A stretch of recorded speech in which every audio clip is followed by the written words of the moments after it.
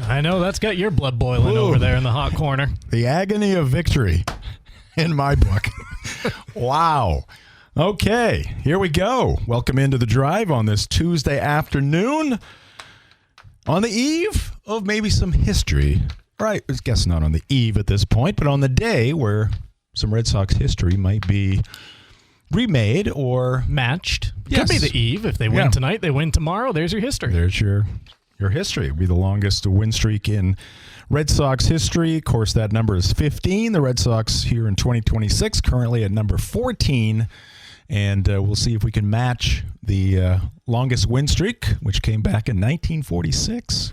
Yeah, now we're going to get into this later in the show, right around the 4:40 segment of this hour, but I wasn't around for Morgan Magic as that happened in the late 80s. This has got to be feeling very Morgan Magic-y, though, That's the if you were first thing around for that, right? Yeah, it's the first thing that comes to mind. Like, I was there for a couple of those games. You had Clemens, you had some good arms out there, but the lineup was just a bunch of who are these people? Are you ever going to hear from them again? And they're winning 14 straight, 19 out of 20, whatever it was. I remember one night vividly I remember Ellis Burks making a leaping catch up against the Green Monster. And I remember a walk-off home run by Todd Benzinger. We're actually going to hear that later in the show. I was there. You were at that game? Yes. I was there. I've got the highlight cut. I was going crazy as he wrapped it around pesky pole, and the Red Sox walked off another victory in the midst of Morgan Magic. You'll be able to hearken back to that night. May even bring goosebumps. Good. I actually like the team back times then. for you. Actually like the team back then. All right, welcome into the drive. The drive presented by Next Home Experience, the market leader. Get looped and get sold with Next Home Experience. And we are coming to you live from the Greenway Equipment Studios, brought to you by Greenway Equipment Sales, your locally owned John Deere dealer. See the Smith brothers in Bangor and Ellsworth because nothing runs like a Deere. Jim Churchill and Mark Paulette here in those Greenway Equipment Studios. Quick look at the lineup for today's show. We'll bounce around the Red Sox and maybe another topic or two here in this first segment. We'll be joined around 4:20 by Nick Coit. I believe is an educator now, based on the Twitter bio. A lot of Professor Coits out there at various universities and schools around the Rhode Island area. Okay. Still dabbling, as he calls himself, kind of like the Brock Holt of Providence sports media, but freelancing here and there. Maybe moving on to higher education. Okay. We'll talk a little Morgan Magic, as Mark mentioned. Top of the 5 o'clock hour, the drive at 5. We'll be joined by Chad Finn from the Boston Globe. We'll cover the Boston sports scene with Chad. We got Tuesday trivia on tap in the drive at 5 as well. We'll give you a meatball, some Red Sox props, and, of course, in the midst of all that, some sports centers and weather forecasts as well. All right, so 14 straight for the Red Sox, and we're going to make a big announcement coming up here later in the show. We've got some really good Red Sox tickets we're going to be giving away here. Yeah, like 3 different dates. Go on. 4 packs. Once we tell you where they are, pull up the 3D seating chart at Fenway and look at the view that you could be watching these games from. Yeah, great seats, and we'll tease it. We'll give you the cliff notes of the contest we're going to have coming up here. Again, 3 different dates. 3 4-packs, 1 4-pack for each of those dates coming up in August and September. So stay tuned for that. And again, more details coming your way over the next 24, 48 hours as well. Let's just think about that for a second, though. 2 weeks ago, we thought that on Tuesday, July 21st, we were going to be stretching to Patriots training camp opening on Saturday. Like, please, Lord, just get us to football season. And now the Red Sox are just a wagon. Everybody wants to hop aboard. Yeah, so they're now 3 games over 500, right? Yep. So they played 99 games. They have 63 left. I know in my preseason predictions, I had 88 wins. Yep. So they would have to go, what did I say, 51, 37, and what's that leave? 27?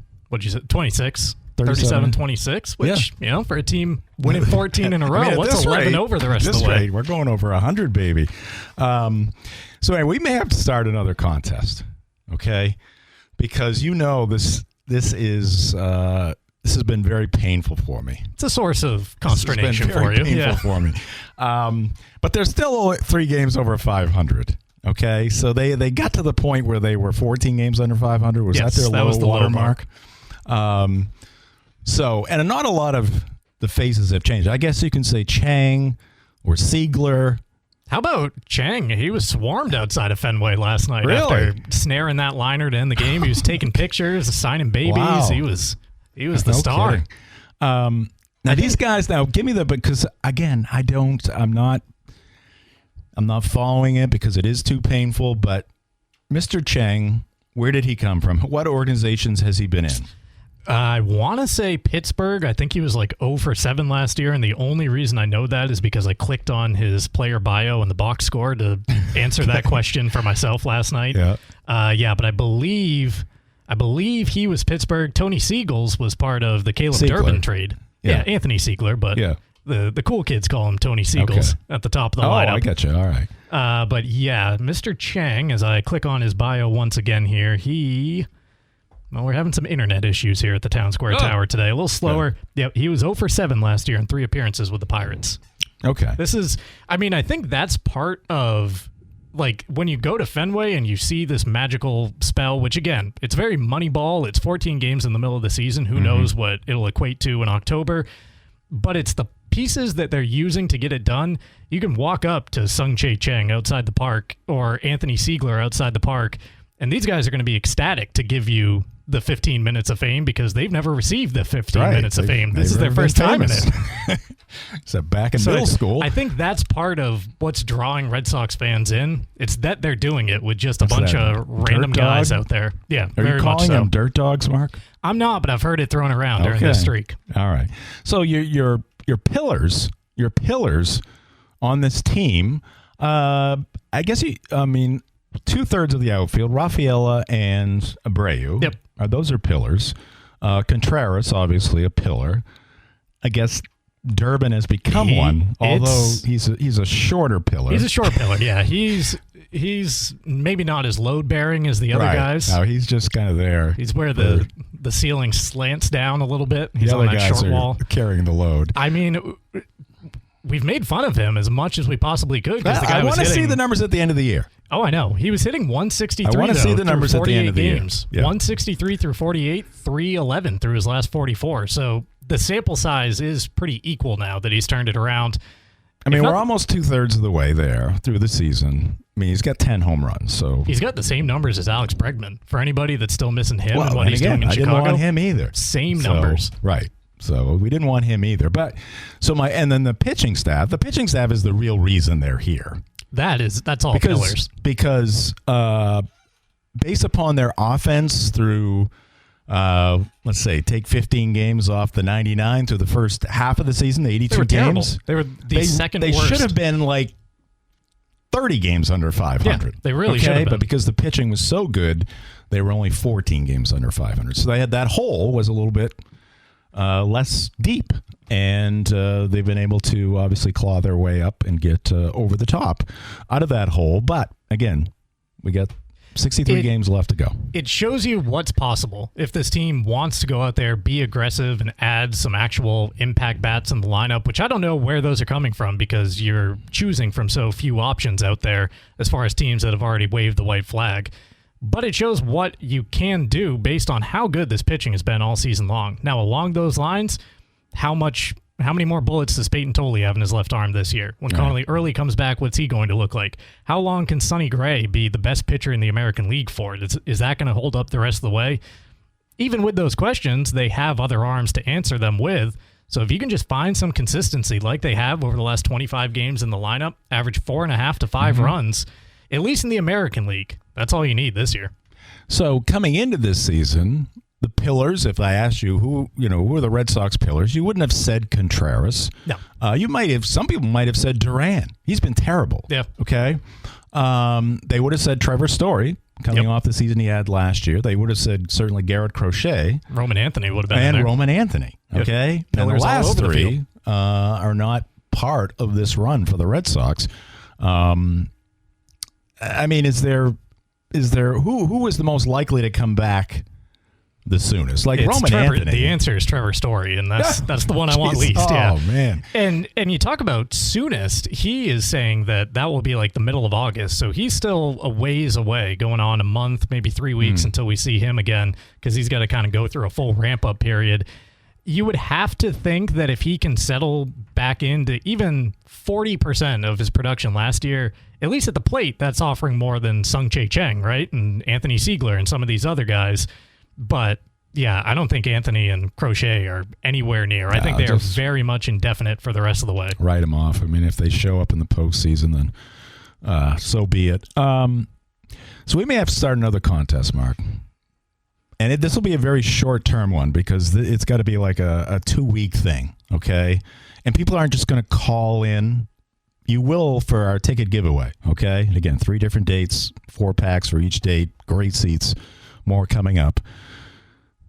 But I want to hear from the giddiest of the giddy when it comes to Red Sox Nation, because we're riding a 14-game win streak. Even if they lose tonight, they've won what? 20 of their last 25 or something like 22 that? 22 and 5 since June 19th. Right. So this is the time that I got to hear from these people because they're riding the wave. And again, this is painful for me to say, but if I'm looking at the teams that I most want to not win anything. Did you get all that? The teams that I want to... Red Sox are at the top of the list, aren't they? No, they're number 2. Well, true. The Yankees are number 1 still. Yankees are still number 1. The Sox have yet to supplant them. So we've got that working for us. But after that, it's the Boston Red Sox. So I want people...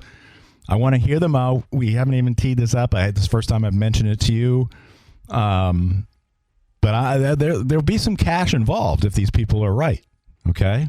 Right about if they prove me wrong, what comes of this year? You mean? Yeah, the possibility they're is. They're going to tell us just while things are hot, while everybody's feeling good about this team, what the Red Sox are going to do. See, I haven't even allowed myself to get that far ahead. I've just fully been on the enjoy it while it lasts ride with this 14-game win streak. So you're watching every minute of these games? I'm watching them. They brought me back. I am there. I started watching it again back in L.A. whenever this thing started with the Angels out there on the West Coast and following them through. But I'm just there for as long as it lasts because who knows, 2 months from now, my mind's going to be consumed by football. Like there's just more distractions to come, and chances the iron's are hot right now because there's nothing else. Exactly. But do I expect this charmed run to end in a Commissioner's Trophy? No, I don't. So I'm just enjoying it for as long as it goes. So I mean, here's the problem: whether it's Chang or Siegler. Trying to think of who. I mean, the Red Sox catchers have been terrible. Monasterio, that's another guy who's getting a ton of playing time because you're making it work. They are where they are. They are who they are. I'm sure they're fine people, but they're somewhat journeyman. Other organizations, worse organizations, had no use for them. Okay, and but time runs out. Like they don't stay at this level for any stretch of time. I mean, the Red 2, Sox, 3, 4 weeks, that's nothing. The Red Sox cycle through these guys and have done so for half a decade. Remember Mickey Gasper a month ago when he was batting leadoff for like 3 weeks? Plan, Mark. No, I know, and that is part of the reason why I am not looking ahead, why I'm just enjoying the win streak. Aaron yesterday was talking about kind of separating the art from the artist when it comes to just rooting for the team, but knowing that this also plays into what John Henry wants because you're right in the thick of his illusion of contention. They have had to do nothing. They've had to invest nothing. And the second worst team in the American League scrapped together 14 straight wins and now owns a playoff spot because of the state of the league. That's all they need to do. So here we are. I mean, I'm just thinking back to 2004 when the winning championships, at least in the nearest history, began. And Theo Epstein, very young at the time, but had the balls to trade Nomar Garciaparra, okay, and brought back pieces they needed. Doug Mankiewicz, Orlando Cabrera, Dave Roberts. They all fit into that puzzle that eventually won them a World Series for the first time in 86 years. When you look at Red Sox ownership, and you're going to see a lot of them these days because they, Tom Werner was on pregame last night. Tom Werner. He's back in front of the camera. Yeah. I mean, when you think of John Henry, Tom Werner, I mean, he's chairman, but I don't know how much input he has. He has input, but I mean, he's not going to make the final call. He's the speaker. Yeah. And then, but Craig Breslow, I mean, does Breslow have the balls to go to John Henry, Sam Kennedy, and say, I want to trade these three highly touted young Red Sox prospects, not Roman Anthony, but like a Franklin Arias, if a team say you want to get Shea Langeliers from the A's to park 25 homers behind the plate, they're going to ask for Franklin Arias. Right. I mean, do you feel that they would entertain anything like that? I don't know. They already let him whack their guy in Alex Cora, so. Right. So that's the good part of this. The good part, so there's a positive. There's a silver lining in every cloud. And in this cloud, for me, at least, it's that Alex Cora is not part of this. Like, he is Chad 7 Sox. games under 500. Chad Sox are plus 10. Yeah. Jim Tracy won the Manager of the Year after taking over with the Rockies. It's in his blood. Yeah, so there. Going all the way, and Chad Tracy, interim manager, is going to win Manager of the Year. All right, we got to take a timeout. We got Nick Coit coming up next. The Drive is brought to you in part by Bangor Window Shade and Drapery. They offer custom blinds, shades, drapery, and outdoor awnings. Bangor Window Shade, 105 Main Street in Bangor. Also brought to you by Union Street Towing. They have you covered 24/7 statewide, from breakdowns to lockouts. They'll get you moving fast. Call them at 942-4200. Union Street Towing, driven to be there when you need them the most. And by Casella. Good pay, good people, good life. Find your place at powerofhardwork.com. Sweet memories. Could be happening right now. When I love the Red Sox. We could be making some more. All right, welcome back into the Greenway Equipment Studios. The Drive, brought to you by Heroes Sports Grill and Entertainment Center. Heroes is the place to be in downtown Bangor, and at heroesportsgrill.com. And we're going to go to the Heroes hotline right now. Joining us on the line is Nick Coit, of course, formerly with TV5 here in Bangor. And Nick, I mean, I haven't had the chance to talk with you for a while. What are you up to these days? I seem to get that question a lot, Jim. I've been freelancing the last year, doing a lot of live sports and broadcasting with high school and colleges around here. Yep. And I'm a college professor now, so I'm enjoying that. I've been teaching at the University of Rhode Island and taught at Dean College in the spring as well. So nice. A little bit of everything, which is nice. It's been a different kind of year, but it's been fun. All right, Professor Coit. I'm wondering, are the takes more refined now? Should we expect like more elegant language on air? How's this going to go? Oh no, not at all. Nope. I'm still a hammerhead, and I'm still going to give you what I think, because that's sports, right? And that's being a sports fan. So. Yeah, I'll try to sound distinguished if you'd like me to, Mark. But, I'm just envisioning Nick with a monocle, glasses, and a pipe, yes, and a bow tie, and looking very smart. The hair's graying, so at some point it's going to be sticking up like a professor. So all right, I'll get there. Well, one thing we know you are is a devout Boston Red Sox fan. I have changed colors. I'm no longer there with you, but. So how are you feeling these days? I mean, are you feeling like, hey, this is just the beginning, or maybe this is a mirage? How are you feeling? Yeah, I look, the last couple of weeks, I'm wowed. I really am. It's shocking. I think if there's anyone in New England who said to you after they lost the series to the worst team in baseball that they thought the Red Sox were going to go on a 14-game winning streak and jump right back into the race, especially with their best pitcher down, with their best young hitter down for weeks and weeks now, and they're lying to you. If anybody thought in New England this was going to happen, and here we are. So I think it's amazing that the marathon that baseball season is, and the ups and downs that can happen.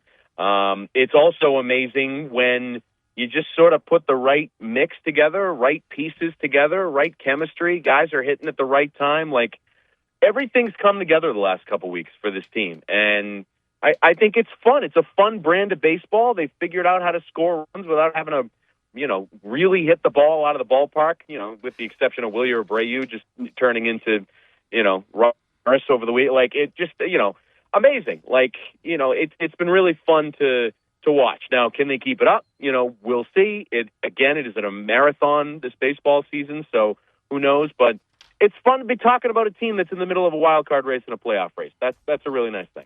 That it is. And actually, right off that answer, I want to cede my time for this question to you, Jim, to just, like you said, you haven't talked to Nick in a while, so explain your current feelings on the Red Sox, because I'm curious for his side of it. Does he feel that it's justified you're falling out of love with this team? Well, I mean, it's a long story. We don't have time for the Cliff long notes, story. just, but, the media, the announcers, whatnot. I was up late at night writing love letters to Theo Epstein. Not necessarily love letters. It was very critical, many of them. But, to the point, I was thinking of Tom Werner when I saw him last night. That little weasel sent me a 2013, hi, Jim, see what we did, kind of email after the Red Sox won. And I'm like, wow, the chairman of the Red Sox had time to write to this moron. Yeah, I've just I'm down on the organization, Nick. There's just a lot of pieces to it. I mean, I've literally, after like putting Red Sox games in my planner for years and decades and decades and decades, I probably watched an hour and 48 minutes of Red Sox baseball this year.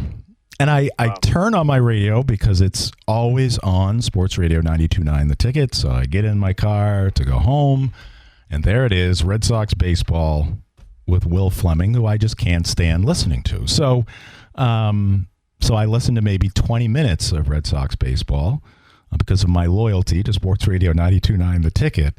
But it's excruciating. It's excruciating, and there's just a lot of cheerleading. I think the media. Now, look, you were part of the media. You were in those press conferences. To me, growing up with, Ned Martin and Ken Coleman and whether it was Dick Stockton and Ken Harrelson on WSBK, TV 38, or just, the media that was around from Peter Gammons, Dan Shaughnessy, who's obviously still around, but I don't know, everybody's a cheerleader. Everybody's a cheerleader, and part of it is social media, and that's how you get your, that's how you get your thrills. Accessibility. They get their thrills. Is you get people following you, you get hits, and it's just a very soft environment, and I just don't think it just doesn't appeal to me. I just remember the good old days, so that's where I'm at. Well, I can certainly appreciate that, and I think the media landscape thing is a whole separate conversation, because I don't think that's a Red Sox problem. I think that's a sports media industry thing, obviously. Yeah. And I think you hear it in Boston. On the afternoon show in Boston all the time, they talk about certain teams, and whether it's the Celtics or the Bruins or whatever. It's like, where's the critical media coverage, whatever. But again, that's a whole separate conversation. You said the name Tom Werner, and I am with you with the fact that it's been a great couple of weeks. I appreciate that we have a baseball season here. We can talk about this team. We can talk about them being in the race. But I am with you on the fact that it bothers me to no end that somebody like Tom Werner is on NESN last night and taking victory laps and saying we always believed in this team. And Craig Breslow. Get out of here. Get out of here. That's a lie. And they just they contradict themselves, guys, because Sam Kennedy was on NESN about 4 weeks ago, saying this isn't good enough. This is what I'm just being completely critical. It's like, okay, guys, which one is it? Come on. Always believed, or yeah, right, riding the wave, and that they can't help but put their foot in their mouth. They can't help but take a victory lap when something like this happens. And I think ownership has absolutely zero and nothing to do with this.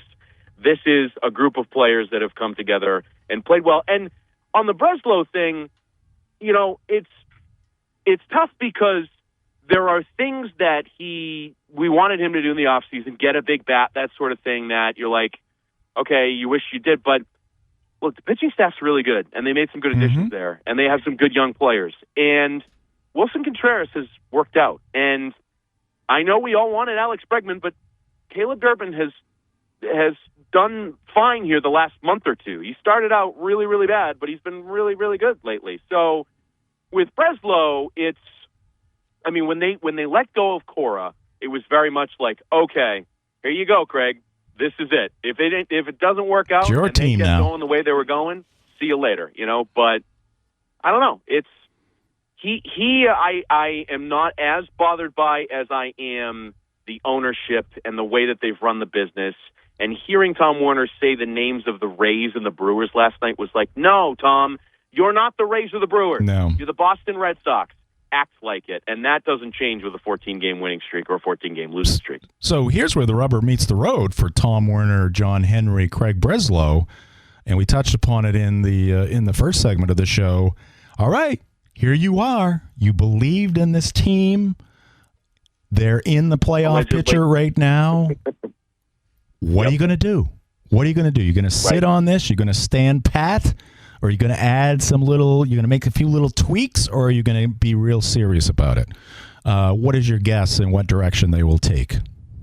I wish I could give you a guess either way, because I guess my guess would be like, all of a sudden Roman Anthony's healthy and it's, here's our deadline edition. Oh, yes. Roman Seen that Anthony, before. We've had all kinds of those over the years.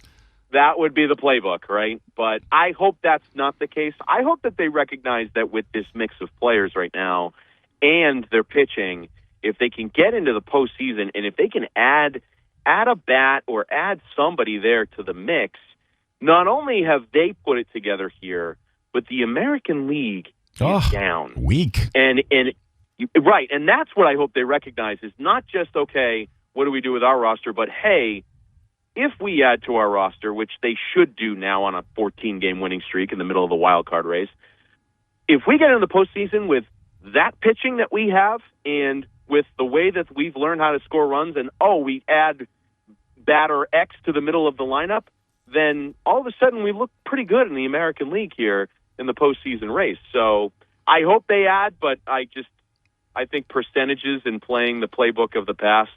Roman Anthony's back, everybody. That's our deadline edition. Here you go. Yay, Trevor Story is back. Hey, this is just Yay, this is just the latest good move by Brad Stevens, because since he traded Jaylen Brown, the Red Sox have not lost. So, Nick, clearly those two things go together. What do you make of that, since we haven't talked to you since it went down? Brad Stevens, genius. Oh, my goodness. It's that whole thing still has me scratching my head, but it's one of those. I believe in Brad Stevens, and I've always thought that Brad Stevens is a bright guy. There's more to it, and I think it's watching Bill Chisholm squirm in that press conference a week or two ago was just it to me. It was like, okay, there's something more at play here. Some of it might have been like maybe they overvalued Jaylen Brown and the league, and maybe we all overvalued Jaylen Brown, and the league looked at it and said, nah, he's not as good as you think he is. He's not really second team, which I just find absurd. But that is ridiculous. He's the seventh best player on the Celtics. Sure. Yeah, right, exactly. That kind of stuff. You roll your eyes at that. Yeah, but I think there's more to it, and I think the money thing is real. I think maybe the back end of that contract and, the soon-to-be 2 years and $140 million that could be added to the contract probably had something to do with it. The second apron thing's real. So there's factors there. There are. And no matter how many times Brad says optionality, I don't think it was really optionality. I think there was it, and I think it's the color green. Yeah, I'm trying to think of the word. Who was using the not optionality, but it was another thing like that somebody other executive. Yes, that's been a big one recently in Patriot land. And just you always have to have your buzzwords, because you can't sound smart without having a buzzword. Yep. Make people go to the dictionary to look it up. Yeah, that's. I mean, we're talking to a professor. He knows that better. Than we do. Right. First time I've heard optionality that many times. I've never seen it in a paper or anything like that. So, yikes. All right, Nick, we'll let you get back to your lesson plans for the fall. Now, do you teach in the summer or just fall to spring? Just fall to spring. Oh, good for you. Enjoying the summer a little bit. All right. Nice. There you go. Yeah. And the Red Sox, of course. All right. And the Red Sox. We'll see if they make it 15 in a row tonight. Nick, thank you for joining us on the Heroes Hotline. You have a great evening. You too. Always a pleasure, boys. Thanks. There he goes, Nick Coit, down there in Rhode Island, talking some Red Sox and Celtics with us on the Heroes Hotline.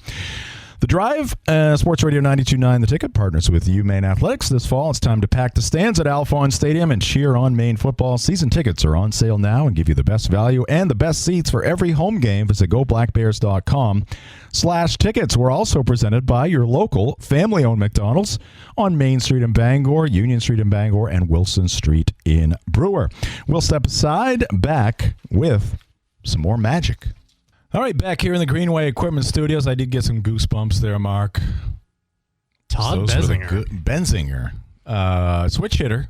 Was around with the Red Sox probably a few years. Had that classic just Outfielder, late first 80s, baseman. early 90s stance where his hands were way up behind his ear and the bat's almost just horizontal over his shoulder, turned inward at the catcher. In that roar on his deep fly to right field that provided a walk-off homer. Did you hear my voice in there? Because I was amongst the crowd. One of the faithful. I mean, I was just delirious. I was spinning around, looking for family members to hug anybody. You were feeling it. Yes. Morgan 7 Magic. games 19 out into of 20, 24 straight at home. It was a magical time. This team kind of seems like it's on a similar run, and that's why I wanted to bring it up, because how did Morgan Magic end? With getting handily defeated by the Athletics in the ALCS. Yes. And which happened in 92. And this season seems to have a very Moneyball feel to it, which isn't necessarily a compliment in my book. Like, that movie was about a 20-game stretch in the middle of the regular season. That's what this feels like to me. And so that's why 88, I'm enjoying it while it happens, but I don't think it's necessarily setting them up for a charge at the pennant. So in 88, there was no wild card round. There just we had more than one round, right? When did that change? Did you have the wild card? Did you have you had the DS and the LCS, LDS, LCS? Right. I mean, it was just East and West, even in 88. I'll pull up the 88 playoffs. We'll see what we're dealing with. Yeah, how soon we forget. I guess it was about 40 years ago. But yeah, those were fun times. And Joe Morgan was like the perfect guy. I mean, he's from Walpole, Massachusetts. Walpole Joe. No, it was just East and West. Just East and West. We're still in the old pennant system with wow. no wild cards. Well, you really had to win something to get the chance. And listen to this difference. The AL West champions, obviously the powerhouse that was the Oakland A's at that point, 104-58. The Red Sox won the AL East with 89 wins. So you had a 15-win difference between the two competitors there in the playoff series. Factor in a 19-1 stretch under Morgan Magic. So that's the difference. That truly meant something. Like you had to win the East to get to the playoffs, and there had to be at least 13 teams or 14 teams in each league at that point. In 88, yeah, I would maybe say 13. I would say. Trying to think of how many expansions they have had since then, but anyway, it meant something to win the East. And this is the other thing, and I hate to look. The Patriots got to the Super Bowl. They had one of the historically easiest schedules in the regular season. They went 14-3, credit them. You just play the schedule that's in front of you, and they did it very well. And they proved many people wrong. By getting to the Super Bowl, winning against teams with very good defenses and just overcoming some other good teams, maybe after the Chargers. I don't think the Chargers were that good, but Houston. Yeah, they were a little fraudulent. And then Denver on the road. Certainly they didn't have their starting quarterback, but anyway. And a well-timed blizzard come in the second half and wipe out the remaining 30 minutes of that game. Yeah. So anyway, they had... I won't say a road paved in gold, but they had a little help along the way. And that is similar to the Red Sox here in the American League in 2026. I mean, it's bad. It is terrible. I mean, they're 51-48, and they're in the playoffs. Give them like 2 more wins, and they have one of the 3 best records in the American League almost. Like, it's a poor state of things right now. It's pitiful. I mean, it's just, you look at the standings and you go, wow. I didn't think it could get this bad, but I mean, the Red Sox are an average team and I guess an average league the American League, and here they are.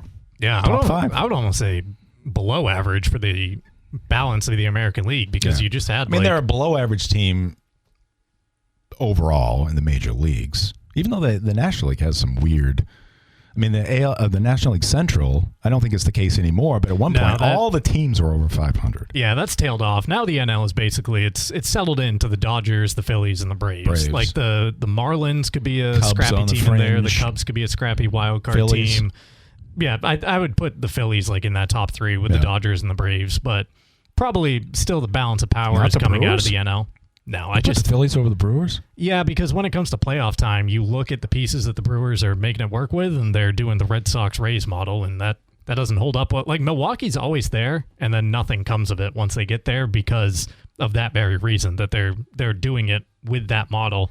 Back in '88, there were 26 teams, 14 of them though in the junior circuit in the AL. So there's an imbalance: 14 in the AL, 12 in the NL. Wow.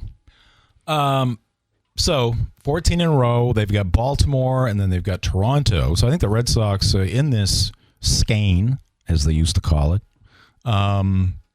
they are undefeated against AL East teams. Yep. The Yankees, they went 4-0 against them at home. I mean, it's not part of the win streak, but they went 4-0 against them at home.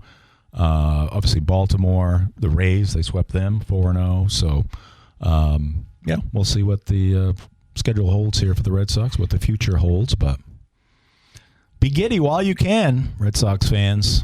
Chance to create a little separation here in the division. Put those two teams behind you. Just listen, on the way out, can we hear just the Benzinger highlight?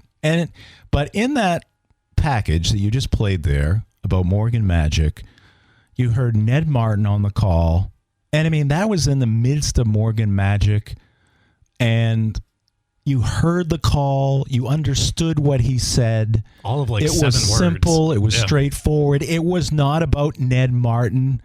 It was about what just happened before his eyes, and he relayed that to us. He didn't have to add all the sugar and spice that these other doofuses do now. And then you heard Sean McDonough.